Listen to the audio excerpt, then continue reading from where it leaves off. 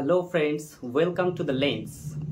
এখন বর্তমান প্রেক্ষাপটে আমরা চারিদিকে তাকালেই একটাই রব শুনতে পাচ্ছি, ওয়াকফ সংশোধন আইন 2025।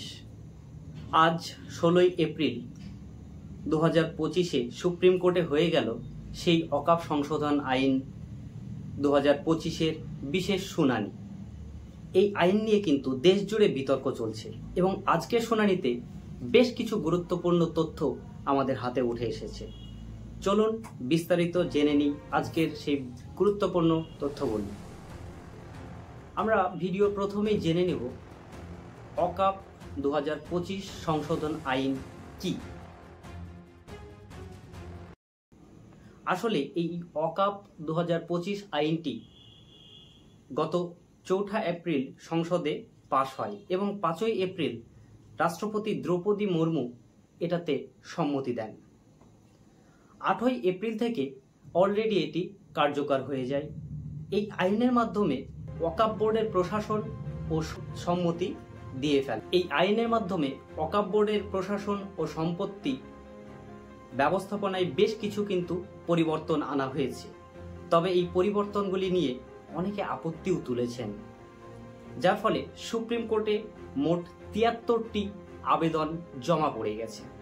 আজকের শুনানি পরিচালনা করেছেন প্রধান বিচারপতি সঞ্জীব খান্না, বিচারপতি সঞ্জয় কুমার এবং বিচারপতি কেভি বিশ্বনাথন এর 3 বিচারপতির বেঞ্চ। শুনানির শুরুতে প্রধান বিচারপতি জিজ্ঞাসা করেন, এই মামলাটি সুপ্রিম কোর্টে শুনানি করা উচিত নাকি হাইকোর্টে পাঠিয়ে দেওয়া উচিত। এই প্রশ্নের উত্তরে আইনজীবী কপিল সিব্বল জানান, এই মামলা ধর্মীয় বিষয়ের সঙ্গে জড়িত এবং সংবিধানের 26 নম্বর অনুচ্ছেদের অধীনে ধর্মীয় স্বাধীনতার বিষয়টি এখানে গুরুত্বপূর্ণ। আজকের শুনানির একটি বড় বিষয় ছিল ওয়াকফ বাই ইউজার এই ধারাটি। এই ধারার অধীনে যে সম্পত্তি দীর্ঘদিন ধরে ইসলামিক ধর্মীয় কাজে ব্যবহৃত হয় তা ওয়াকফ হিসাবে গণ্য হয়, কিন্তু নতুন আইনে এই ধারা বাতিলের প্রস্তাব করা হয়েছে। সুপ্রিম কোর্ট বলেছে, এই ধারা বাতিল করলে অনেক পুরনো মসজিদ যেগুলো কিনা 14th বা 16th সেঞ্চুরিতে গড়ে উঠেছিল, সেই সমস্ত মসজিদগুলির সম্পত্তির নথি না থাকাই সমস্যা হতে পারে। প্রধান বিচারপতি আরও জানান, আপনি অতীতকে নতুন করে লিখতে পারেন না। আরও একটি গুরুত্বপূর্ণ প্রশ্ন উঠে এসেছে ওয়াকফ বোর্ড অমুসলিম সদস্যদের অন্তর্ভুক্তি নিয়ে। সুপ্রিম কোর্ট কেন্দ্রীয় সরকারকে জিজ্ঞাসা করেছেন, আপনি কি হিন্দু ধর্মীয় ট্রাস্টে মুসলিমদের সদস্য হতে দেবেন? এই প্রশ্নের উত্তরে সলিসিটর জেনারেল তুষার মেহতা বলেন, তাহলে এই বেঞ্চও এই মামলা শুনতেই পারবে না। এই মন্তব্যে আদালতের তীব্র প্রতিক্রিয়া শুরু হয়। আজকের শুনানিতে কোনো অন্তর্বর্তীকালীন আদেশ দেওয়া হয়নি, তবে আদালত বলেছে যে সম্পত্তিগুলি আদালত বা ওয়াকফ বাই ইউজার হিসেবে ওয়াকফ সম্পত্তি ঘোষিত হয়েছে তা এখনই ডিনোটিফাই করা যাবে না।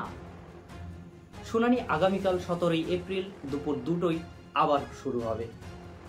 আইন নিয়ে বিতর্কের মাঝে পশ্চিমবঙ্গের মুর্শিদাবাদে সাম্প্রতিক সহিংসতার ঘটনাও আদালতের নজরে এসেছে।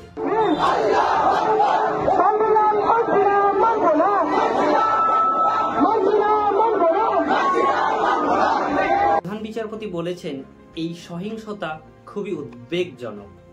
মুখ্যমন্ত্রী মমতা বন্দ্যোপাধ্যায় অভিযোগ করেছেন, এই সহিংসতা পূর্ব পরিকল্পিত এবং বিজেপি ও কেন্দ্রীয় সংস্থাগুলির ইন্ধনে হয়েছে। এই মামলায় বিরোধী দলের নেতারা যেমন এআইএম এর আসাদুদ্দিন ওয়েসি, কংগ্রেসের মোহাম্মদ জাভেদ, আরজেডির মনোজ কুমার ঝা, তৃণমূলের মহুয়া মৈত্রা এবং অন্যান্য সংগঠন যেমন জামিয়াতে উলামায়ে হিন্দ আইনের বিরোধিতা করেছেন। অন্যদিকে 6টি বিজেপি শাসিত রাজ্য যেমন হরিয়ানা, উত্তরপ্রদেশ, মধ্যপ্রদেশ, ছত্তিশগড়, আসাম এবং মহারাষ্ট্র এই আইনের সমর্থনে সুপ্রিম কোর্টে আবেদন করেছেন। এই শুনানি ভারতের ধর্মীয় ও সম্পত্তি অধিকারের ক্ষেত্রে একটি গুরুত্বপূর্ণ মোড় হতে পারে। আগামীকাল শুনানিতে কি হয় তা আমরা সবাই নজরে রাখব এবং আগামীকালকের শুনানিতে কি হচ্ছে তা জানার জন্য অবশ্যই আমাদের চ্যানেলে চোখ রাখুন এবং সমস্ত তথ্য আমরাই আপনাদেরকে প্রোভাইড করব নিখুঁতভাবে।